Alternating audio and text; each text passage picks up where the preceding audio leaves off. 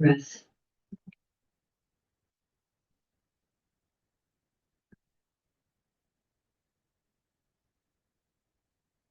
Share the screen.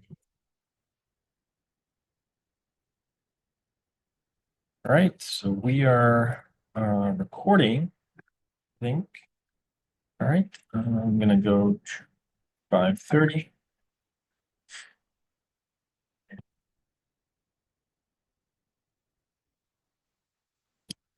Okay, welcome to ITS 5:30. This is called Applied Deep Learning. So I know some of you, right, and some of you I don't know. So we are going to, so today on the agenda, I will go over the syllabus, of course. I'll motivate the topics. I'll motivate what this course is about. And we're gonna get into it. So one of the things I'm gonna do is the environment. If you've taken a machine learning course, you probably used Anaconda, and that's kind of what we're gonna use. Um, so yeah. So welcome. Are there any questions before I begin? I'm gonna pass around a sign-in sheet.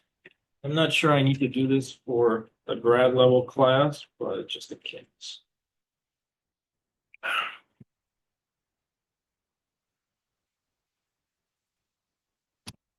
I need to pass this around. Right.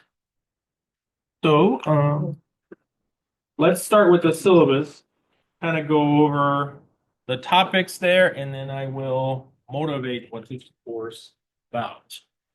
Right. So this is Brightspace, of course. Hopefully you all have access to it now. So log in, find the course, and you'll see I use basically these modules. Usually the first few have to do with administrative things like the syllabus or resources. And then after that is the topics, basically. Okay. So I'll start with the admin folder, and you can see here the course syllabus. So I will go over this. All right. So ITS 530, Practical Deep Learning course syllabus, spring 2025. So I'm Professor Calix. You can see there my office is Anderson 238, which is in this building and this floor. Office hours are going to be Mondays and Wednesdays, 11 a.m. to noon and 4 p.m. to 5 p.m. So Mondays and Wednesdays, I'm in my office there or by appointment. So you have to send me an email and we'll schedule something. All right. So yeah, so that's the information. So let's get into the course. So I want to get to this statement here, which is probably the most important about the course description. So this course covers the theory and technologies related to deep learning and transfer learning. Okay, so really this is a course on transfer learning. The reason why we didn't call it transfer learning is that unless you're in the know, you're not going to know what it means. So we called it applied deep learning, but really the course is, the more appropriate name would be transfer learning, right? But you have to understand what that means. So this course is part of a sequence, right? So we have another course, ITS 520, which is basically doing things from scratch in PyTorch. So hopefully you've taken that course or something equivalent, right? So the only library we'll use is, well, we shouldn't say that, but instead of TensorFlow, I use PyTorch here, and I'm very specific about that.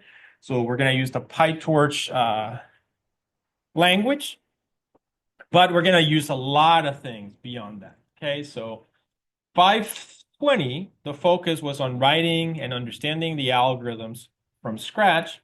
Here, this is a little bit different because we're going to use this concept of transfer learning. And what that means is basically, just to give you a kind of a contrast, we would take in 520 a GPT, we have the code, but the weights are basically random. All weights are random. So we would need a data set. We would train that GPT, which is called pre-training, and then we would have a pre-trained model, right? And then use it to basically, we would ask it a question, it would give us an answer, right? So that's kind of the idea. In 530, So the problem with that is, first of all, training a meaningful model like that takes a lot of resources. That's going to take millions of dollars, thousands of GPUs, all the internet as data, right? So that's very difficult to accomplish. But in transfer learning, we have this approach where we can take an already pre-trained model that someone else trained, like OpenAI or Meta or one of those organizations, and they already provide to us the code with a nice set of weights. You see what I'm saying? So, what's the, what, as you've learned in your previous machine learning classes, the whole purpose of training a neural network, a very deep neural network, is to get good weights, right? That's expensive. It takes a long time. Transfer learning, basically, we borrow someone's weights into our model. And then what we might do is we might fine tune that model, like for a specific task. I want you to answer the questions, but now answer the questions like Shakespeare. So you know how to speak English, you know how to answer well, you just don't know how to answer like Shakespeare. So that's fine tuning. You see that? We do further training where we freeze a lot of the weights that we already got, and we just maybe have a few weights at the end of the model that we're going to fine tune. Does that make sense? So what are the advantages of something like that? Well, it's a lot less expensive, right? Because we're using a very smart model already, right? And we're just teaching it a little bit more, right? So that's a classic example of transfer learning, okay? So pre-training and fine-tuning, we'll talk about that a lot this semester.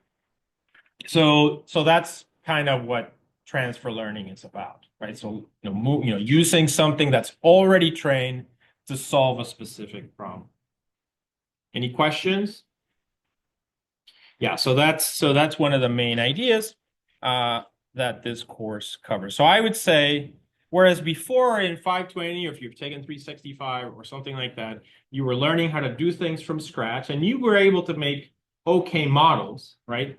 But they weren't the best models in the world. So this class is more about taking the very best trained models and using them on much more difficult tasks. Okay, so that's the objective, basically. So there's a lot of use of libraries. There's a lot of libraries for transfer learning.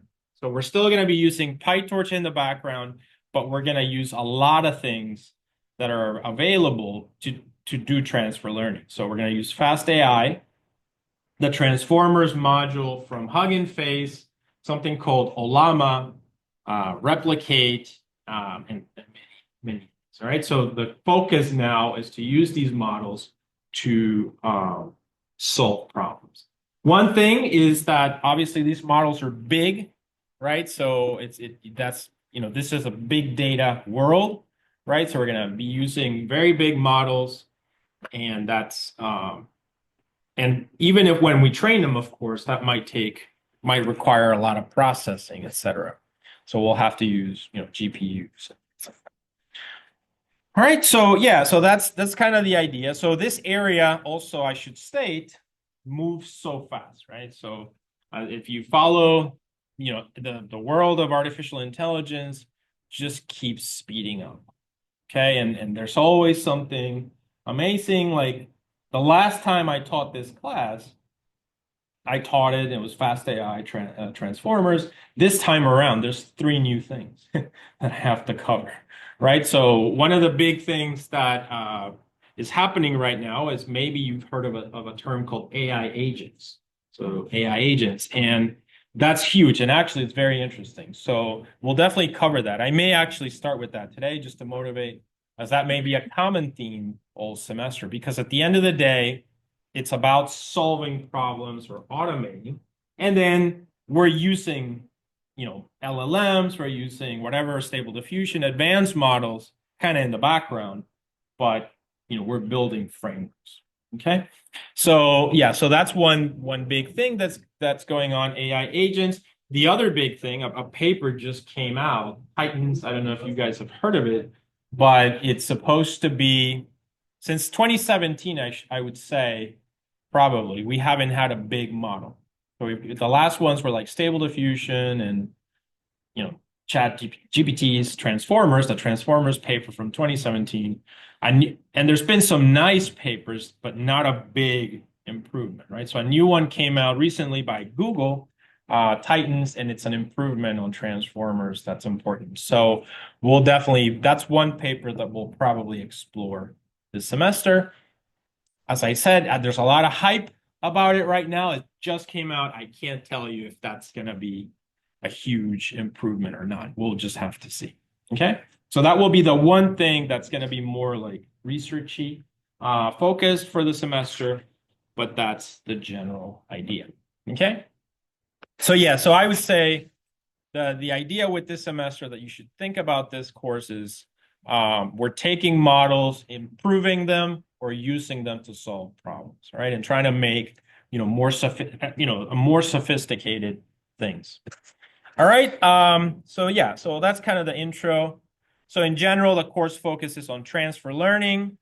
Some of the following topics include, so this course is almost entirely about neural networks, of course, which is the underlying thing. So obviously we'll talk about neural networks, very deep neural networks, hidden layers, issues with designing neural networks, transformers, large language models, generative models, some of the traditional algorithms like CNNs and GANs are part of all of that, the attention mechanism, fine-tuning, word embeddings, so on, right? So all the major advanced concepts of transfer learning. So this is the same thing, just the course objectives kind of listed out. So the prereq for this course, some students have asked me about this. So if you're a student here and you've taken either 520 or 365, you should be fine. Or if you've taken, if you haven't taken those courses, hopefully you've taken a machine learning course before, because this is definitely not an intro machine learning course.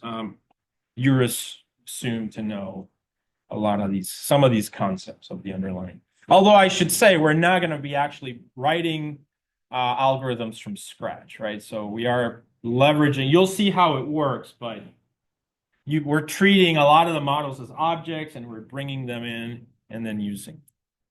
But I'll provide today some examples of code just so that you get a sense and you can see how you feel about it. As the material is already on Brightspace.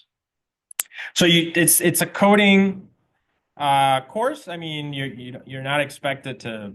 I mean, the code is not hard, right? It's not like, although you should have coding up to data structures, I wouldn't say that it's difficult.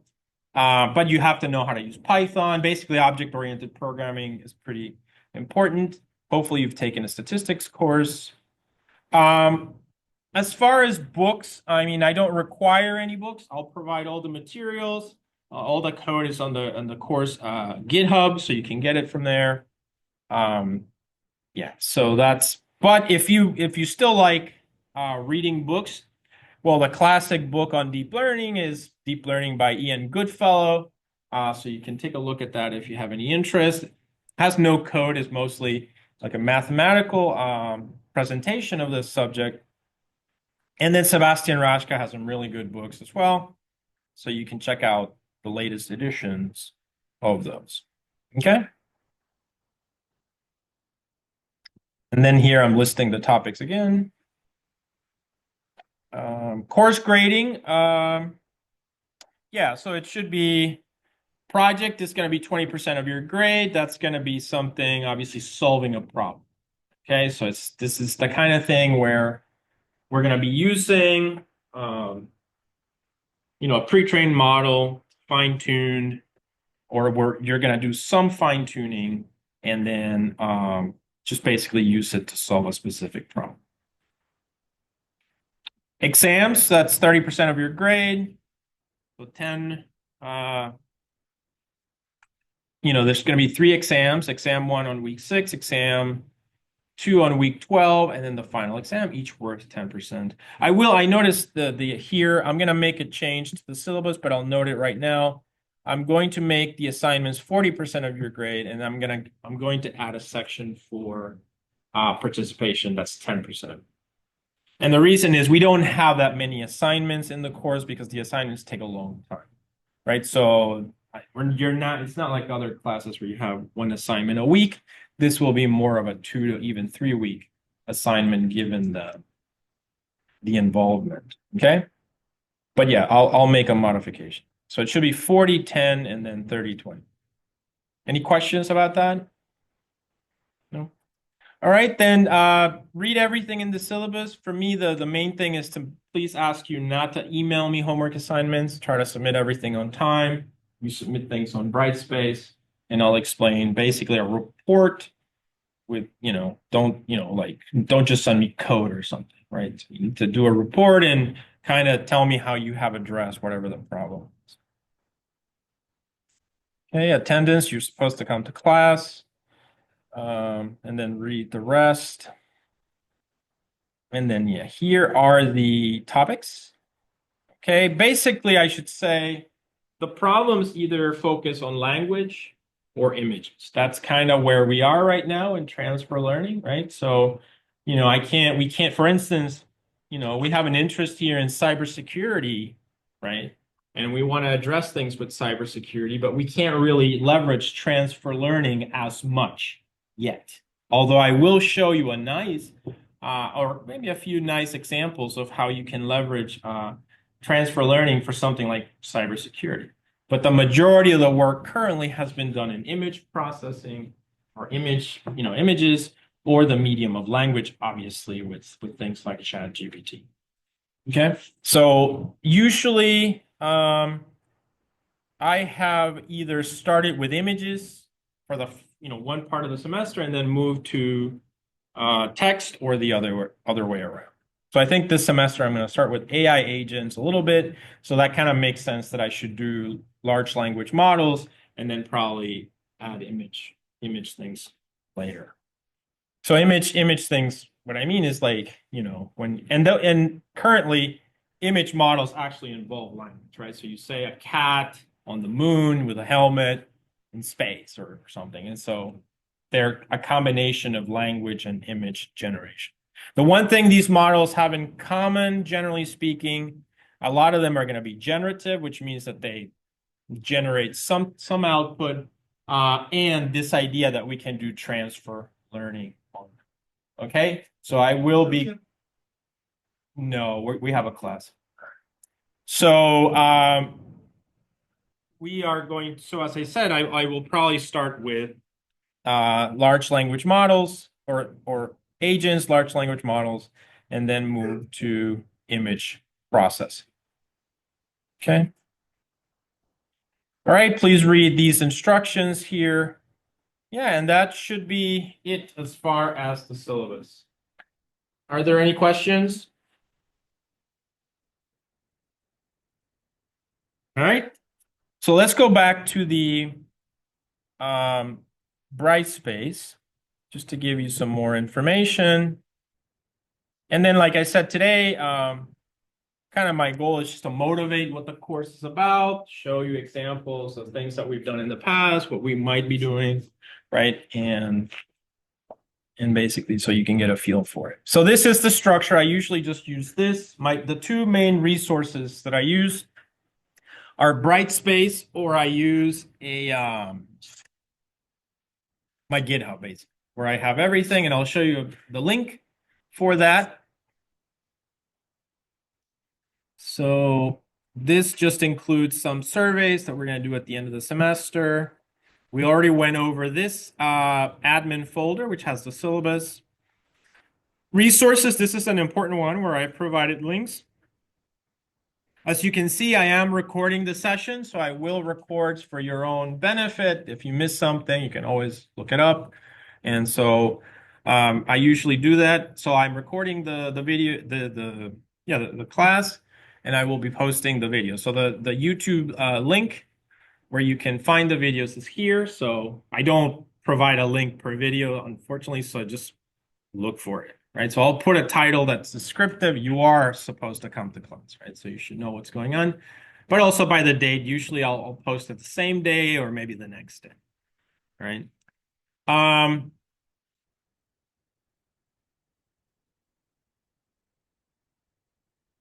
yeah, these two files we can ignore. This is the main resource, which is going to be the GitHub for the course. So I'll come back to this one actually because I'll probably spend a lot of time on that and I might get distracted. So we'll come back to that. But that's the link to the GitHub where most of the code will be. The next module, GPU Scholar. So those of you that have taken 520 or 365 already know what this is. We'll be using the same resource as the university's GPU Cloud. It's basically like a queuing system. So you go on there and you request a GPU and usually one is provided. We can't use it in real time like in class, but for your homework assignments, projects, you should be able to get it. I think you get a GPU for 2 hours, right? And then after that, if you need more processing time, you'd have to save the checkpoint, request another GPU for another 2 hours, read that checkpoint and continue, whether you're doing training or something like that. So we'll see what all that means. But if you're curious, you can start looking at these things, and I'll show you guys how it works. You don't have access yet, as I have not requested it, but I will be doing that soon. All right, so and then here, these are going to be the modules. As you can see, I have Hugging Face Transformers module. This is one of the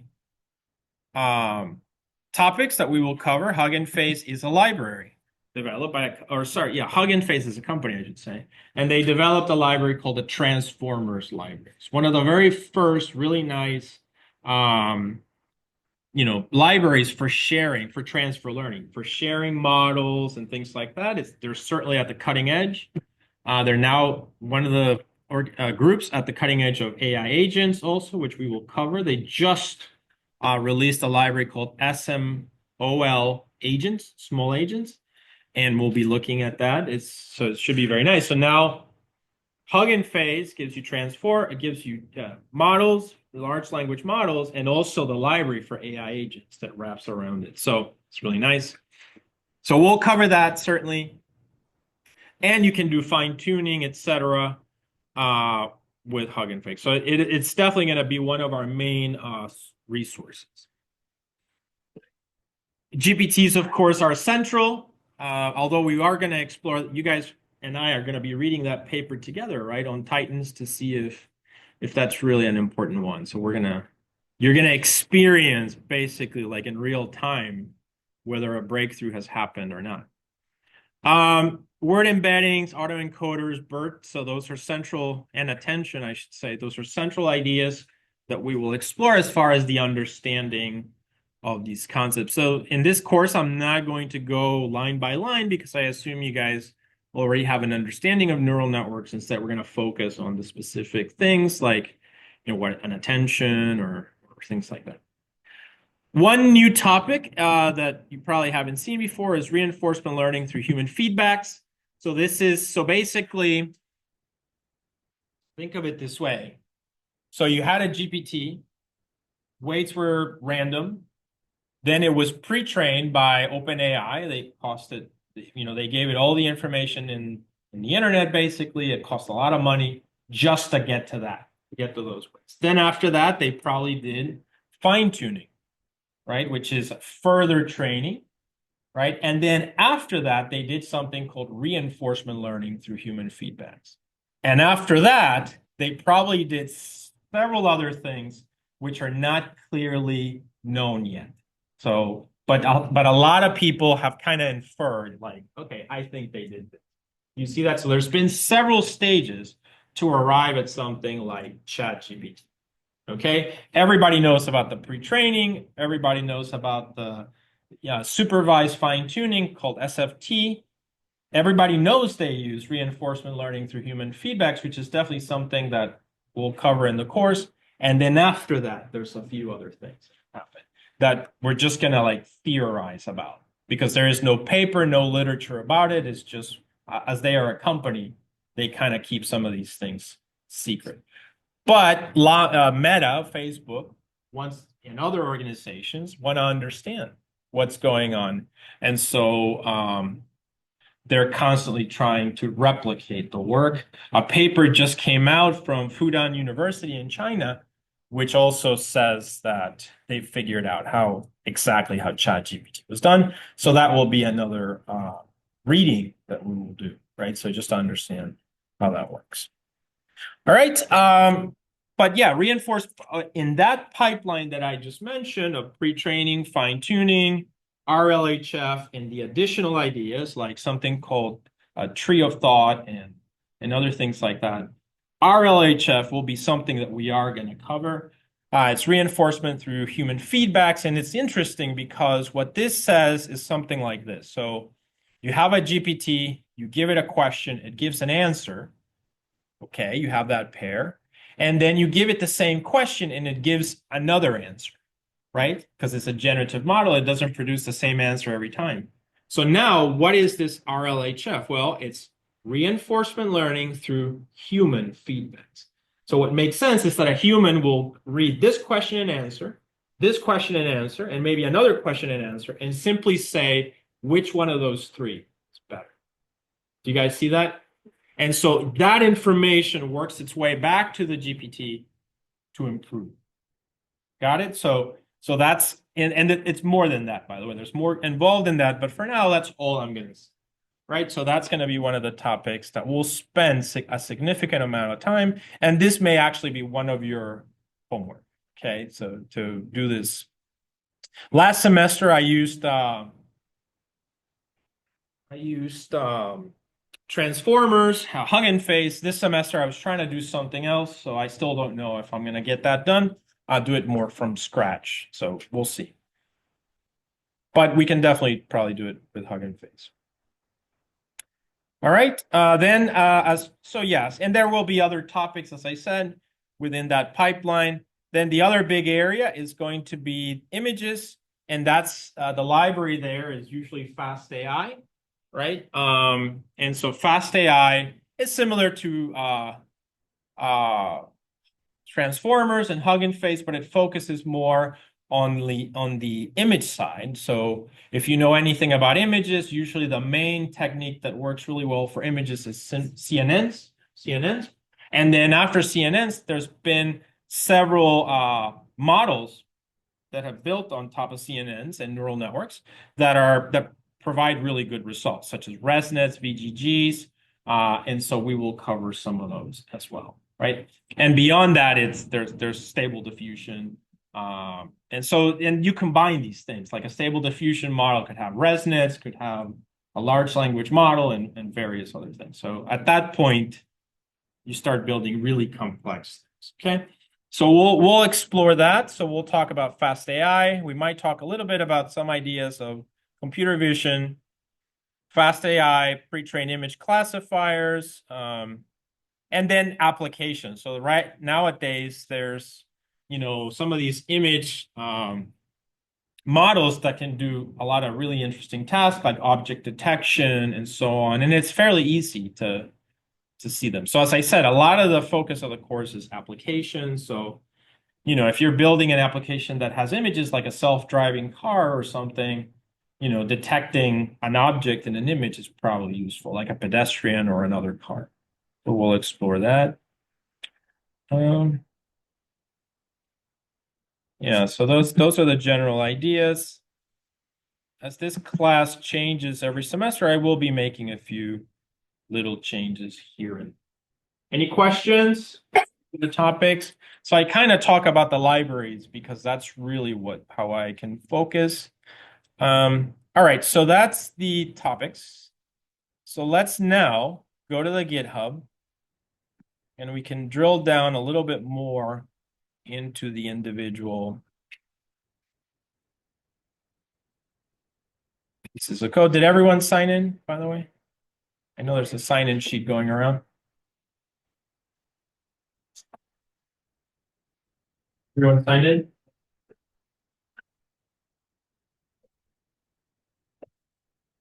All right, so let's go to my GitHub here.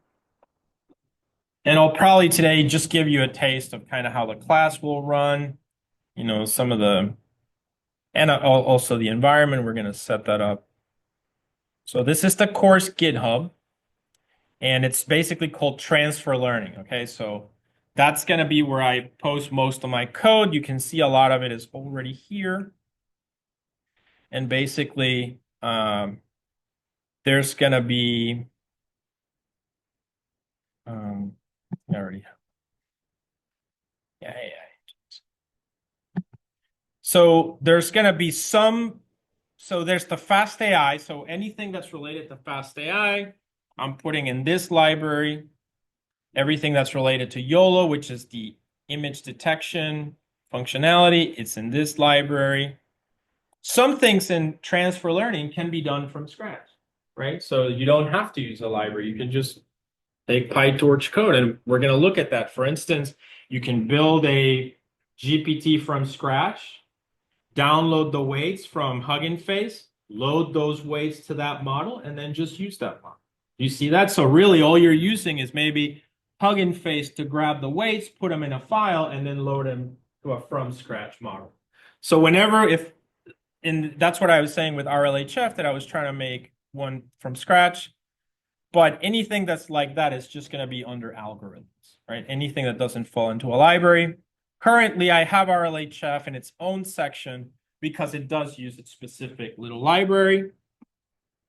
And then you can see the other big module here is Hugging Face Transformers, right? So we're Hugging Face as a company, and Transformers is the module. A lot of these things to get started is 5 to 10 lines of code. So it's very easy actually to run these models sometimes.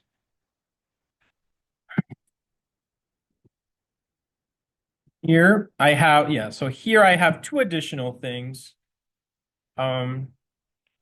This chain of thought that I have here is going to be one of those things in the GPT process where you go pre-train, find SFT, RLHF, and then the last part of it, the last bit of it that is not clear yet how they're doing, right? So, but these are some ideas. So I have a few examples of what they might be doing in Python code, so we'll cover that. And then here in this one, avant-garde. So what I mean by that is like state-of-the-art applications, AlphaFold, Gen games with diffusion, DPO for RLHF. So these are really advanced. Like literally AlphaFold, for instance, if you ever heard of that, is used for what? For molecule development, synthetic molecule development. Like literally, they're trying to create synthetic molecules, basically the design of it, right? Like a diagram that they could then use to synthesize it for real and create something biological, right? So this just won the Nobel Prize, AlphaFold. Dennis Hassabis from DeepMind, I think, in the United Kingdom, just won the Nobel Prize in Medicine for it, right? So it's called protein folding, is what it is. So as I said, I'm not I don't know about genetics. I'm simply going to show you how the algorithm seems to work, and then we're going to talk about it. But these are highly advanced applications. This one for generating games through neural networks and so on. So we'll talk about some of these. So those are just the basic ideas of how they work, not the full implementation, right? So in some of these cases, we're just going to explore the basic intuition of it. All right. Any questions, guys? So that's basically the topics that we will cover in the course. To give you a sense of how things work, let's take a look at something like, let's start actually with Hugging Face. All right, so let's go over here. And you can see I have a few examples of scripts that we're going to be working on starting next week, just to kind of get this to work. So first we want to understand how to load the models and then how to use it. But just to show you, in case you're curious, this is basically my Hello World GPT. And you can see the code is straightforward, basically. Get a GPT-2. So GPTs are the decoder part of the transformer architecture, right? This is a model that was trained a few years ago now. It's nowhere near what ChatGPT uses. ChatGPT is currently using GPT-4 or 4.0, right? And this is an older version, right, called GPT-2 that they made available. This is something that we can play with. It's not going to be great, but it is a fully trained GPT model, right? You can see the code is straightforward. You define which model you want. And then well, actually, I should start over here. So we install transformers. That's, basically a transfer learning library that we're going to use. And then from transformers, we have many options that we can use. One of the simplest ones that we can use is this thing called pipeline, right? So we will use pipeline and basically download a transformer, load it on this, and then basically perform tasks. You see that? And that's kind of how this is going to work.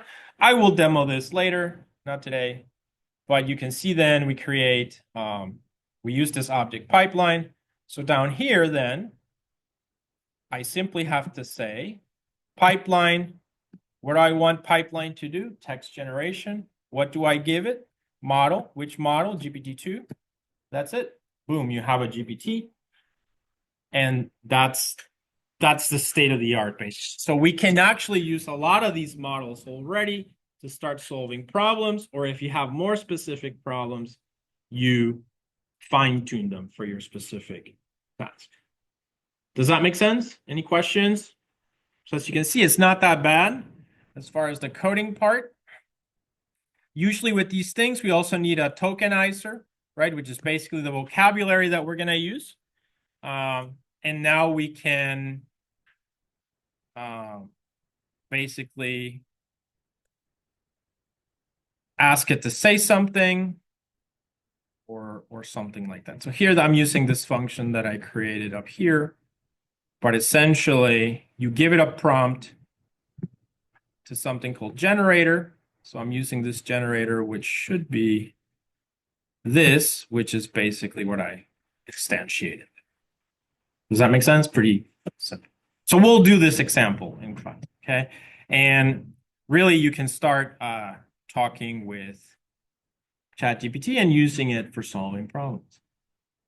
AI agents is simply taking stuff like this and wrapping more code around it, right? So this is actually a good example because this is, a function, generate examples, that uses this pipeline, right, inside. And it's got some logic in it, if you notice. Basically, just to get a prompt and print it out. An AI agent is simply code like this function that does a lot of things. Like once given a response, you use that to take actions or things like that. All right. And so these are some of the important things that we'll look at. Any questions on this? Yeah. So this is one of the libraries, as I said, with transformers, and there's a lot more than we can do, but that's kind of one of the simplest examples.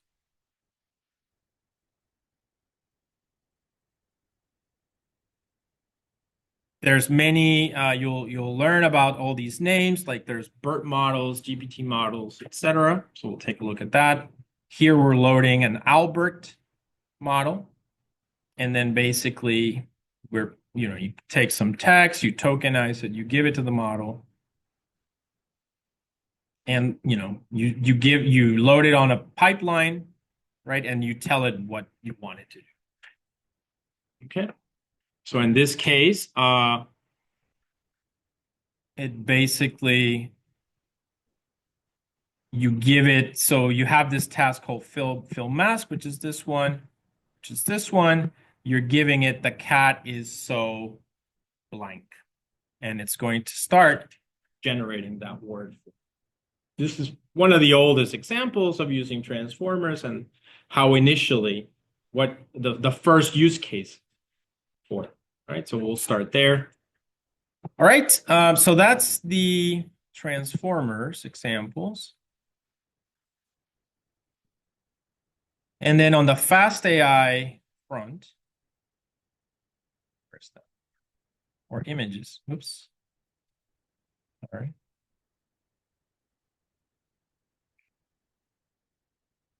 And then on the fast AI front, let's go back to transfer learning. So there, this is fast AI. And here, we've got some basics. This is my showcase of examples. Intro to fast AI, for instance. We'll load some data, some images. We will load a simple ResNet, which is a pretty complex, actually, vision neural network, pre-trained, and we fine-tune it on a data set, and then we can use it to predict if something is a cat or a dog, etc. All right, so this is something else that we will take a look at.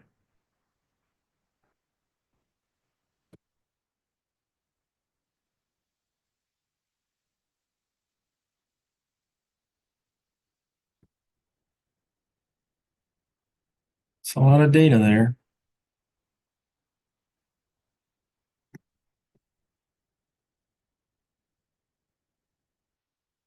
Let's see, so you give it images, and it's going to process. Okay, so those are some of the main libraries, and yeah.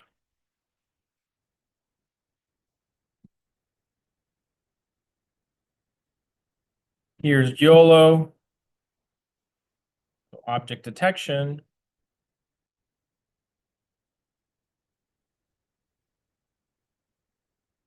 The new code is a little bit more, but here's an image of an airplane, and then basically you can see YOLO is a nice, a very robust system. Actually, a lot of people use it for object detection. So there's telling you that it's an airplane with, and it's already trained. You don't even have, I think it's trained to predict, like by default, like 1 out of 90 classes or something. It's got 90 things that it can predict. And there's more examples of it.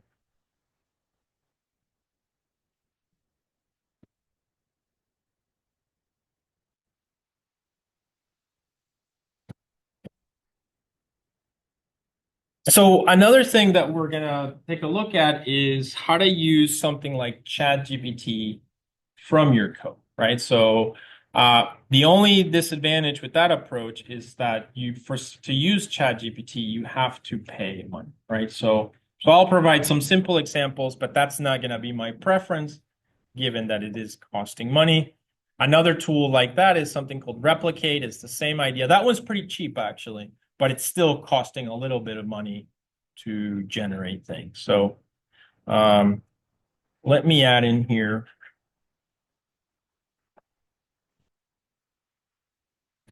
So I wasn't sure how to describe those, but I'm not signed in. Okay. Let me go over. I'll update this later. But Replicate is a tool.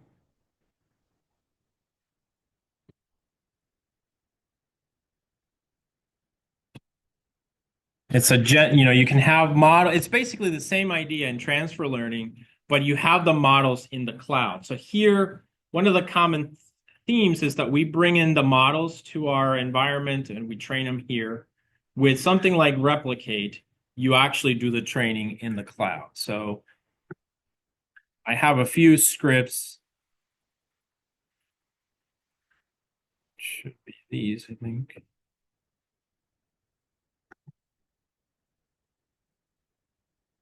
But you can do really great things, like I generated myself as a professor in the 1940s.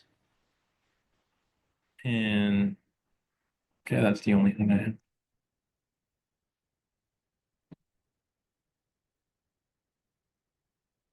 Or Wolverine, because why not? Right, and so on, right? So the only difference, so this is definitely something that we will talk about in the course. And like I said, so we want to understand the algorithms, but the purpose is to use the tools, right, to be able to solve big problems, etc. Unfortunately, these nice ones, Replicate, ChatGPT, do cost, as I said. So I will, I guess I'm going to call them paid. That's what I was thinking. What to call them. So I'm going to add here.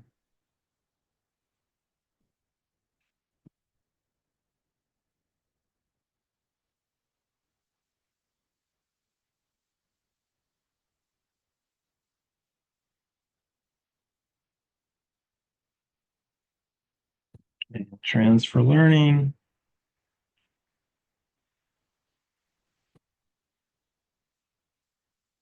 Or I'll say actually cloud. Cloud options.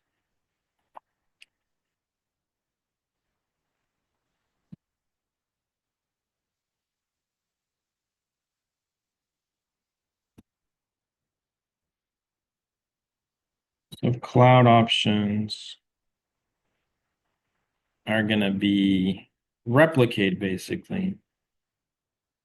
And also ChatGPT, OpenAI, as far as I can remember right now.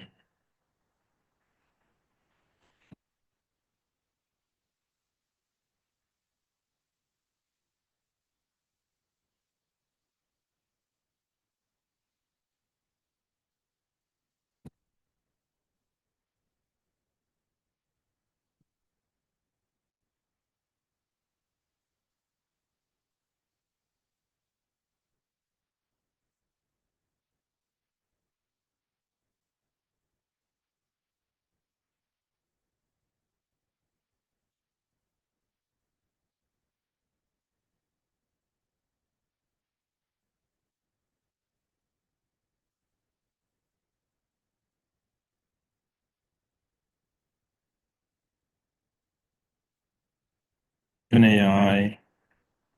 I guess for OpenAI, I'll just provide the website.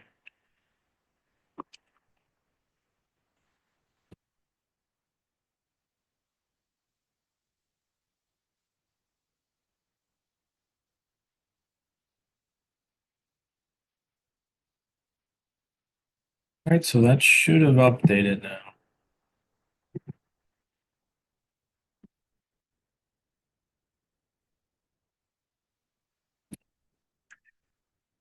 Right, so you can see them here, cloud options, and they are available to you.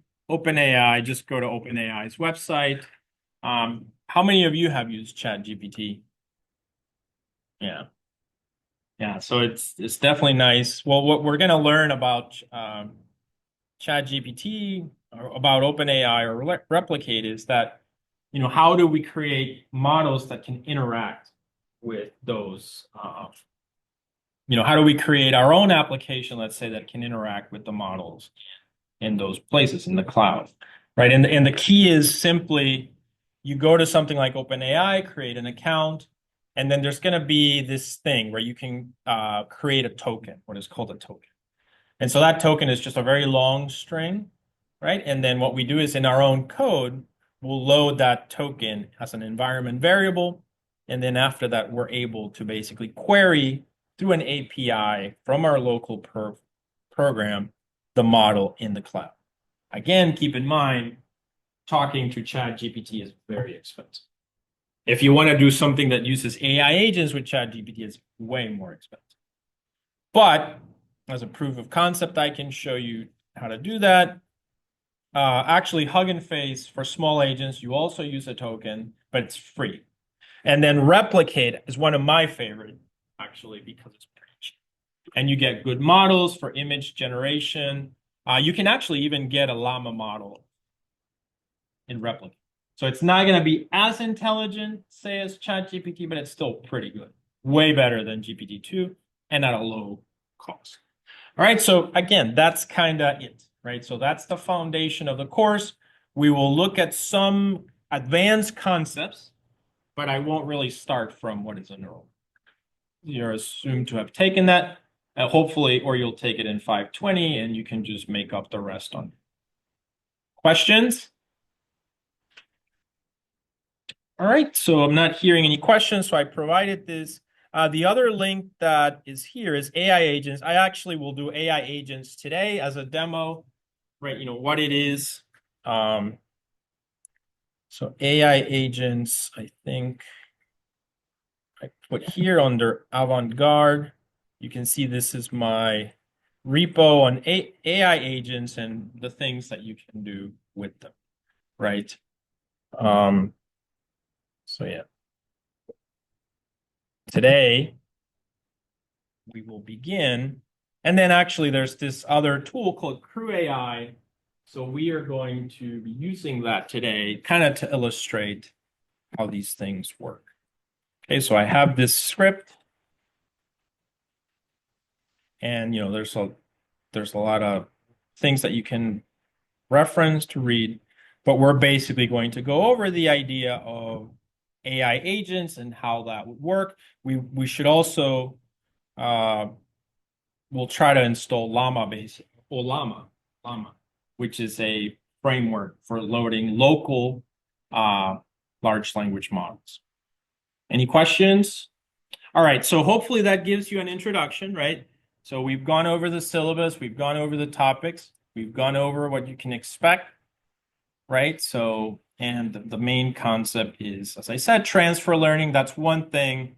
Like that might be the one part that I cover from scratch just to kind of illustrate the essence of, but otherwise we're just going to be using these lines. All right. Okay, so let me kind of put a break on the recording here as we are going to shift gears to something else.